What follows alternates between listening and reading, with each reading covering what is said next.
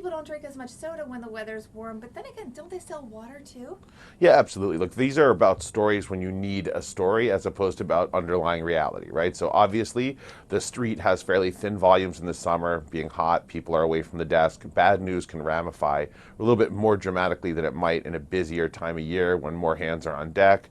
And so you need a story to push back on the negativity. And when nothing else kind of works, you talk about the weather or various ethereal patterns that are clearly just there to be talked about because they're not your fault.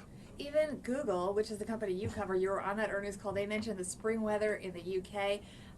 There was a lot of other stuff going on there. Yeah, absolutely. Look, Google had a good quarter, less good than people expected, better than last year, less than people thought. And they had to come up with a story. In a sort of weaker, less particularly profound moment, we heard some basically shamalama ding dong about spring weather in the United Kingdom. If Google's really is going to be earnings dependent on the spring weather patterns in the UK, given what we all know about weather in London, I think we should all be nervous. And Microsoft, they did not pre-announce, and yet they came out with some pretty dramatic numbers that were pretty upsetting to the market. The stock's having a terrible day.